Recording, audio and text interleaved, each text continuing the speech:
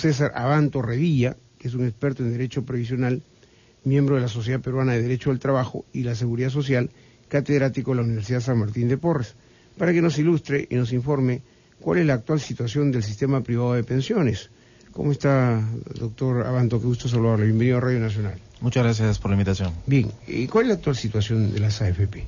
A ver, vamos por partes. ¿No? El sistema pensionario, como bien señalaba usted, actualmente está dividido en dos, ¿no es cierto? Un sistema público y un sistema privado. Cuando una persona ingresa a trabajar por primera vez, tiene que elegir por uno de los dos. El sistema público es administrado por la ONP y el sistema privado de las AFPs.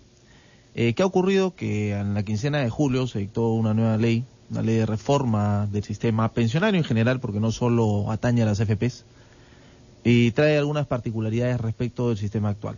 Uno cuando ingresa a trabajar, y como le mencionaba, elige entre la ONP o la AFP, si elige por la AFP, teóricamente puede optar por alguna de las 4 AFPs que existen en el mercado, ¿no es cierto? Horizonte, Integra, Profuturo y Prima, cualquiera de las 4.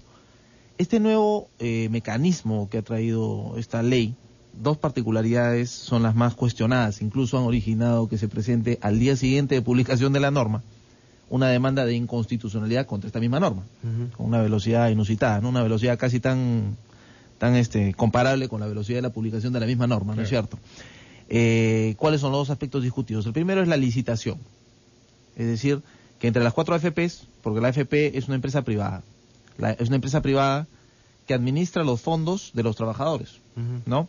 Y esos fondos los invierte para obtener una rentabilidad que teóricamente tiene que ir a nuestro fondo, ¿no? Es decir, el mejor manejo o la eficiencia en el manejo de estas inversiones va a originar una mayor rentabilidad, y una mayor rentabilidad va a originar un mayor fondo. Obviamente por esta gestión, por esta labor de administración e inversión, la AFP nos cobra una comisión, no trabaja gratis. Claro. Entonces el tema era en discusión respecto precisamente de la comisión. Hace muchos años existe controversia y se ha señalado incluso que las comisiones que cobran las AFP en el Perú son de las más altas en Latinoamérica. Entonces este tema siempre ha sido, por decirlo de alguna manera, una puntilla ahí clavada en el corazón del sistema privado. Recordarán incluso que hace algunos años cuando ingresó Prima AFP, se produjo lo que se ha conocido como la guerra de las comisiones, ¿no? AFP Prima entró y ofreció una tasa de comisión por este servicio baja respecto a las otras, y se generó pues un conflicto entre todas ellas para reducir y tratar de mantener a sus afiliados. Entonces, como el centro en discusión aparente, ojo, aparente, era quién cobraba una menor comisión, se ha creado este proceso de licitación, que no es una novedad ciertamente, es un modelo tomado de otros países, el más cercano a Chile, al costado. ¿Cómo hace esa composición de ese proceso de licitación? O sea, las 4 van a participar. Así es. En primer lugar, sobre cerrado, digamos, algo así. Va a haber un proceso de licitación. La licitación es un proceso de selección regulado por la Ley de Contrataciones. Esta licitación va a ser convocada como máximo hasta el 31 de diciembre de este año. Las bases, las formas y todo va a ser reglamentado por la SBS, todavía no ha sido regulado. Pero lo que ha ocurrido es que la semana pasada, el miércoles, se ha publicado una resolución de la SBS que está relacionada con la ley de reforma, que regula un procedimiento transitorio. O sea, no estamos ante la licitación todavía, la licitación todavía es al 31 de diciembre. Claro. Lo que existe en este momento, en virtud de esta resolución, que como repito, nace de la propia ley de reforma, es un proceso transitorio de asignación. Es decir, lo que mencionaba en un principio es, teóricamente uno ingresa al sistema privado y puede elegir entre 4 AFPs. Lo que va a hacer la ley de reforma es licitar y darle el beneficio, la exclusividad de captación a una sola de estas 4 AFPs de todos los nuevos afiliados. Todos los nuevos afiliados al sistema privado de pensiones van a ir a la AFP que gane esta licitación, y para ganarla tiene que ofrecer la menor comisión. Es decir, yo voy a cobrar menos, y como voy a cobrar menos como AFP por mi trabajo, voy a recibir este beneficio. Durante 2 años, durante 24 meses, todos los nuevos afiliados que opten por el sistema privado van a ir bajo mi cargo. Entonces, eso va a ser el proceso de licitación, como le digo, a partir del 31 de diciembre del 2012. O sea, perdone, todos aquellos trabajadores que tienen que incorporarse obligatoriamente, ¿no es cierto?, a un sistema privado, una vez que se registra esta licitación, el que gane prácticamente toma cautivos a esos trabajadores. Así es una suerte de captación forzosa. Así es. Por eso parte del cuestionamiento. ¿Eso es conveniente, un mercado así como el peruano, un de libre mercado, una economía de libre mercado? Yo creo que más allá de la forma, porque acá lo que se discutía justamente en la demanda de inconstitucionalidad es, esto está afectando la libertad de contratación, claro, que es un derecho fundamental. Pero lo cierto también es que el derecho a la pensión es un derecho fundamental. Entonces es una especie de conflicto o colisión entre dos derechos, porque lo que tenemos que ver más allá de la forma, o junto con la forma, es el objetivo, ¿no es cierto? O sea, el objetivo de esta licitación es obtener una menor comisión. Y obviamente garantizar una menor comisión significa un beneficio para el trabajador. Aparentemente, le diría yo, doctor César Abanto, y le preguntaría dónde está la trampita, porque nadie compite ni participa en una licitación para ganar menos, ¿no es cierto? Al ofrecer menor comisión, están compitiendo para captar luego también una cantidad. Lo que Augusto dice, ¿dónde está el negocio? Claro, o sea, nadie compite.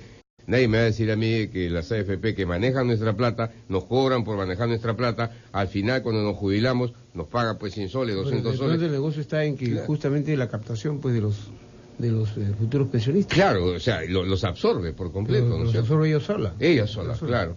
Una de las 4, durante 2 años, va a ser a exclusividad la que reciba a los afiliados. Sin lugar al pataleo, digamos, de las otras. Bueno, es un procedimiento al cual se someten, ¿no es cierto? O sea, ya ni siquiera hay la libertad de escoger, porque simplemente los capta. Está obligando. O sea, uno elige el sistema privado y dentro de esa elección ya no va a tener usted la elección de elegir una de las 4 AFPs. Va a tener que ir forzosamente. ¿Y está eligiendo, pues? Porque ya cuando lo dicen forzosamente ya lo están obligando a uno. No, usted va a elegir entre público. Y lo que yo recuerde, cuando a mí me colocaron en una AFP, nunca me preguntaron, por ejemplo. Pues era un negocio entre la gerencia que administraba la empresa donde yo trabajaba y los que venían ahí a ofrecerle, todas las agencias de AFP venían, le hacían regalos y finalmente quedamos en una que yo nunca opté, ¿no? Claro, esto es para los trabajadores nuevos. Así es. O sea, un trabajador que ya tiene tiempo no puede optar por ingresar a esta AFP que gane la licitación. A ver, sí puede uno traspasarse. Imagínese, o sea, por ejemplo, yo estoy en el sistema nacional de pensión. Uh-huh. Entonces gana la licitación una de estas 4 que usted ha mencionado. Sí. Y yo digo, me interesa, ¿puedo trasladarme mi sistema nacional de pensiones a esta AFP? Por supuesto, usted puede ingresar en el momento que desee el sistema nacional de pensiones. ¿Cómo acredito todo el tiempo que he pagado? Existe lo que se llama los bonos de reconocimiento. Cuando uno ha laborado para el Sistema Nacional de Pensiones ya aportado... Pero eso ya no existía, se ha vuelto a acreditar. Se han dado bonos de reconocimiento en el tiempo y habría periodos que obviamente no estarían incluidos dentro de ese beneficio. No había bono de reconocimiento 92, el año 96, el año 2001. No ha habido uno posterior que puede existir ciertamente porque cada cierto tiempo se produce. Me parece práctico, ¿no? Ya, con los amigos que nos están escuchando. ¿Cuál es el monto de la pensión más alta que se ha pagado hasta ahora por las AFP? En el sistema privado no tengo la información de un monto. Digamos, hay medios, hay promedios, y el promedio creo que está entre los 2.500, 3.000 soles, en promedio, así, en promedio, sí. Es que hay medias, ¿no? Hay gente que tiene más, hay gente que tiene menos. Pero estamos hablando de gente que ha trabajado pues más de 20 años, 30 años y con grandes sueldos. No es el promedio, ¿no? Y nosotros manejamos otra información de gente que recibe 100, 200, 300 soles mensuales, porque no ha llegado a cumplir con los requisitos que pide las AFP, ¿no es cierto? A ver, vamos por partes. Yo no vengo acá... No, lo que pasa es que usted es el experto, claro. Y hay mucha gente que nos llama, nos pregunta, ¿no es cierto? Entonces queremos que usted nos ayude y ayude a estas personas a tener un mejor conocimiento. Eso es lo que estamos buscando. Por supuesto, yo procuro en la medida de lo posible ser lo más claro, porque yo entiendo que este es un tema que es complejo de por sí, y más aún esta reforma ha traído una serie de elementos que lo hacen más complejo todavía, porque es fácil que una persona le digan, oye, ¿sabes qué? Tú ganas 1.000 soles y te van a descontar el 10% o el 12%. La persona tiene una idea, pero le dicen, no, ¿sabes qué? A los nuevos ya no va a ser así, va a ser una parte sobre tu sueldo y la otra parte sobre tu fondo. O sea, ya no va a ser una comisión solo sobre tu sueldo. Entonces, introducen una serie de aspectos de complejidad en el entendimiento de las personas. Para la gente chino mandarín. Pero ¿por qué cobrar del fondo? ¿Por qué cobrarles de parte del fondo? Porque se supone que el fondo es ya, ¿no? Es algo intangible. Es la plata de uno. Resulta que ahora van a cobrar sobre el bolsillo. Precisamente esas son las 2 observaciones que están en la demanda de constitucionalidad. En primer lugar, que la licitación implica una restricción a la libertad de contratación, que es lo que señala usted hace unos minutos. Y la otra es precisamente que la comisión, hacer una comisión por saldo implicaría implícitamente afectar la intangibilidad del fondo. ¿Y usted como abogado, qué piensa sobre eso? Yo creo que el concepto de intangibilidad que está en la Constitución implica que los fondos solo tienen que ser utilizados para fines previsionales, es decir, para el pago de la pensión y los aspectos que están vinculados a la pensión. Yo lo que creo es, en primer lugar, que la comisión debió vincularse, si es que ya no lo querían hacer respecto a la remuneración, exclusivamente respecto a la rentabilidad.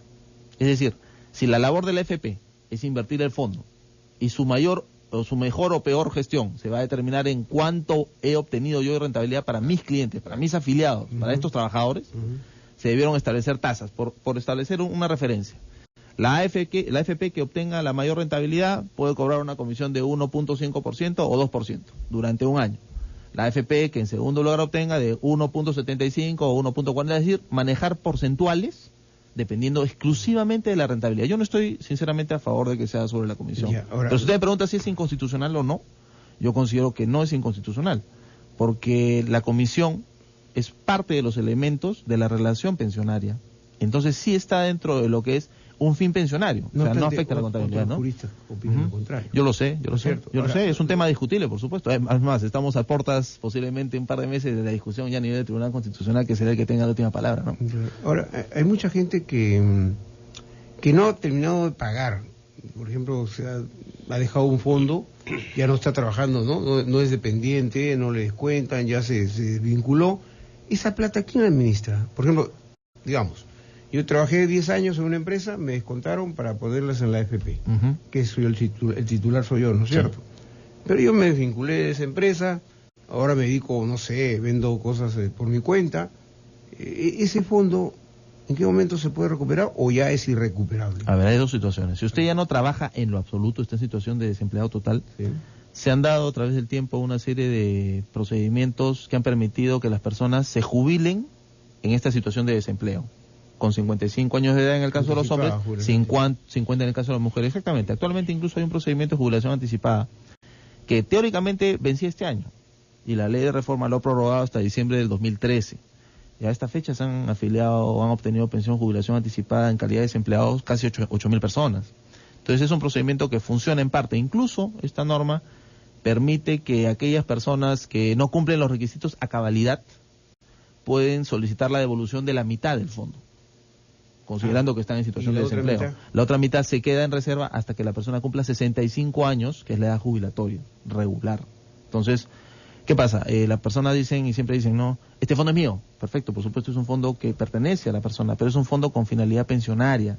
Entonces, el problema yo creo radica en lo que usted mencionaba en un principio. Yo estoy a 2 años de jubilarme, por decir una manera, pero las personas en realidad se preocupan de este tema de pensiones en ese momento, ¿no es cierto? Sí, claro, cuando faltan 5 años para jubilarse. Y hay muchísimas personas que por eso no aportan. Es más, una de las novedades, yo creo, destacables de la ley de reforma es el tema de la obligatoriedad de afiliar a los independientes. Porque los trabajadores independientes no están obligados a afiliarse en un sistema público o privado de pensiones. Y hay una gran cantidad de personas que, llegados a los 60, 65 años, no tienen ningún tipo de fondo que le garantice una jubilación.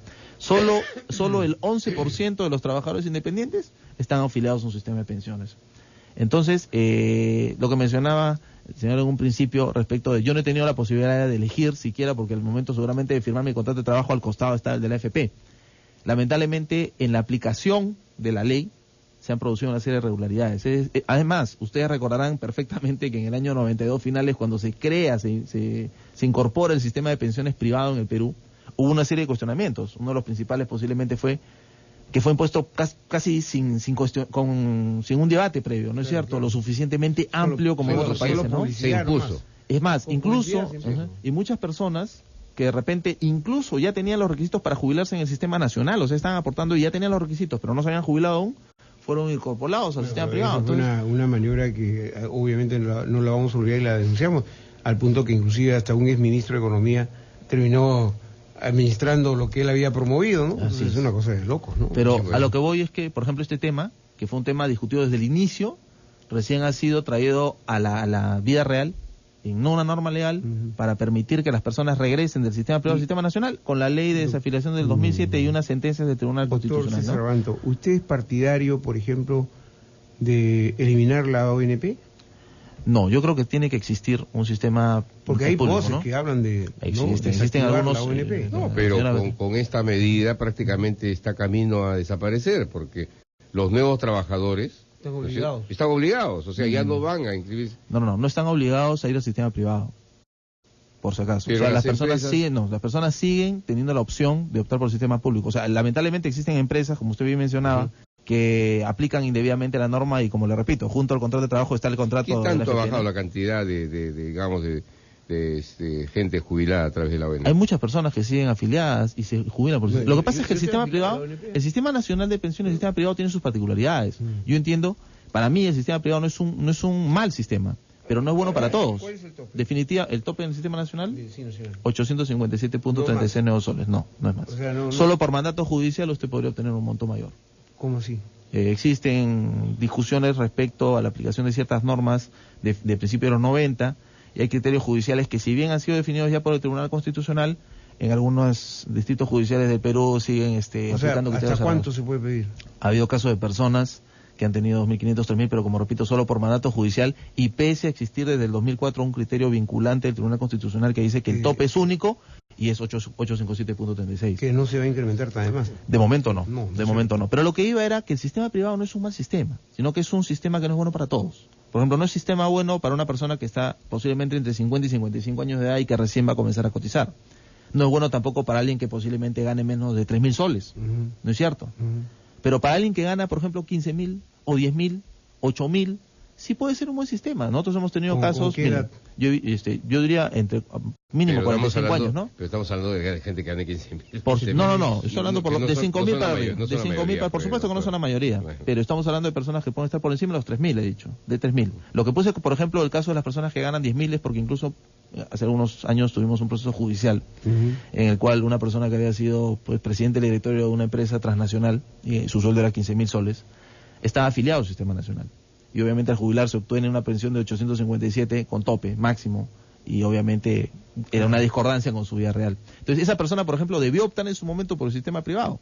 Pero, por ejemplo, una persona que gana no más de 1.000, 1.500, 2.000 soles, tal vez el sistema nacional sería una opción mejor. Usted mencionaba, estoy a favor de que se desaparezca la ONP. No estoy a favor de que desaparezca la ONP. Lo que creo que se debió hacer, y hay proyectos desde hace más de 7 años encarpetados en el Congreso, pero no hay voluntad política de llevarlos adelante, es hacer lo que desde el año 94 el Banco Mundial proponía, un sistema único, que garantice una pensión mínima y paralelamente un aspecto complementario que puede ser bajo un sistema tipo AFP. Entonces el que gana más puede tener una mayor pensión, pero todos sí o sí tendrían garantizados una pensión mínima, ¿no? Doctor Abanto, ¿por qué las AFPs que manejan nuestra plata, la invierten, supuestamente, bueno, les va bien o les va mal, ¿no? Pero al final de cuentas, cuando uno se jubila, cuando yo ya me jubilé, yo ya no trabajo, pero está mi plata ahí con la cual ha estado trabajando la AFP, que es mi plata, ¿no es cierto? Yo la quiero retirar, no me la pueden dar, ¿por qué? A ver, lo que mencionaba hace un momento es que el fondo, más allá de que lo administre la AFP, como lo puede administrar también una compañía de seguros, si es que usted opta al momento de jubilarse por una renta vitalicia dentro del sistema privado, es un fondo previsional. O sea, la finalidad de ese fondo es garantizar su vejez.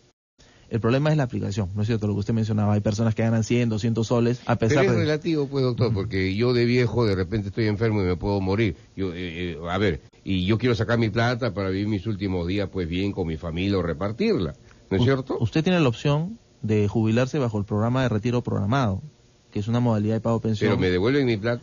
Usted establece con la AFP la modalidad, la forma y la cantidad de cuotas que quiere usted que le devuelvan la cantidad que tiene usted. Se negocia. Por supuesto. No se negocia, digamos que se determina entre ambas partes, tanto la AFP como el afiliado, de acuerdo a sus necesidades o intereses, la forma, cantidades en que quiere que le devuelvan el fondo. Se puede hacer eso. Existe retiro programado, por supuesto. ¿En qué países ha tenido súper éxito las AFP? Yo no diría que un super éxito, porque Chile, que lo estableció en el 80, claro, ha tenido que reformarlo hace 4 años. El hermano del presidente Piñera fue el autor de la... Él creó este sistema, y ellos mismos, ustedes recordarán perfectamente, hace 4 años lo han tenido que reestructurar. ¿Y por qué? Porque en el 2006, cuando está la presidenta Bachelet, el ministro de Economía de ese entonces reconoció que la mitad, ni siquiera la mitad de los afiliados del sistema privado en Chile iban a llegar a tener una pensión mínima. Por este preciso problema. Las AFPs invierten en el fondo, ¿no es cierto? ¿Y dónde lo invierten? En mercados financieros, en mercados bursátiles. ¿Y qué se ha producido en los últimos 10 años? Por lo menos 4 caídas fuertes, las últimas del 2008, afectan los fondos. Afectan en miles de millones, ¿no es cierto? Eso es un punto que hay que tener presente, ¿no es cierto? O sea, el tema de la volatilidad, ¿no? Una última pregunta. Usted como abogado seguramente no escapa a su análisis lo que está pasando con las Fuerzas Armadas, ¿no? Hay el tema de la caja militar policial, donde todo el mundo dice está quebrado y los militares están saltones que no saben si van a cobrar su pensión en un determinado momento. ¿Qué soluciones usted ha visto así en términos generales? Sobre ese tema hubo una gran discusión antes de las elecciones presidenciales, recordará usted. Claro. Y una de ellas, de la cual nosotros estábamos a favor, era la supresión de la cédula viva. ¿Se acuerda usted que la cédula viva se aplicaba en la 2530 y fue suprimida en 2004? Es un poco complicado, ¿eh? No es imposible. ¿No? No es imposible. ¿Por qué O sea, tendría que ser? Usted tiene la línea de Castilla, digamos. Yo lo que creo es que hay una serie de beneficios antitécnicos que se han ido dando a lo largo del tiempo en lo que es la ley de pensiones militar policial. Teóricamente existía un sistema de nivelación, ¿no es cierto? El militar en actividad gana lo mismo que el pensionista de su mismo rango. Incluso en la antigüedad, hasta el año 79, a los pensionistas se les descontaba un porcentaje para un fondo del pago de esa nivelación, pero fue suprimido. La tasa de aportación de los militares en el Perú es la más baja en Latinoamérica. Entonces hay una serie de medidas antitécnicas que se han dado que han ido afectando ese fondo. Aparte del latrocinio. Se han otorgado estos beneficios absurdos, pues, ¿no? A un pensionista, dentro de la nivelación le incluyen el mayordomo, el chofer y una serie de cosas que no deberían ser. Entonces yo lo que creo es que debería haber una homologación respecto de, por ejemplo, la 2530. Yo no creo que una pensión tope de 2 UITs, que es la que se paga en la 2530, estamos hablando de 7.300 soles, sea un monto deleznable para poder subsistir dignamente, ¿no? Es una buena yo creo que se nos... Lo que quisiera mencionar es que esta nueva ley de reforma trae aspectos positivos, por ejemplo, el tema de la obligatoriedad de los independientes, incluso la participación de 2 personas independientes en los directorios de FPs, pero también algo que sí quiero destacar es la creación de este Consejo de Participación Ciudadana y sobre todo de este fondo de fomento de la educación previsional. Porque en tanto nosotros no nos preocupemos del tema previsional y seguridad social en general desde niños, o sea, que los chicos sepan que esto no es solo para algunos, no es viejito. Correcto, sí. Es fundamental que haya eso, ¿no? Muy bien. Doctor César Abanto Revilla, es experto en Derecho Previsional, miembro de la Sociedad Peruana de Derecho del Trabajo y de Seguridad Social, catedrático de la Universidad San Martín de Porres, ha conversado con nosotros, nos ha entregado un panorama mucho más comprensible para un tema tan complicado, porque realmente nosotros hablamos siempre de las AFP, del Sistema Nacional de Pensiones, pero en el fondo hay varios temas que ameritan un análisis más profundo de un experto como es el caso del doctor Abanto. Muchas gracias, doctor Abanto, por su presencia en Radio Nacional. A ustedes por la invitación.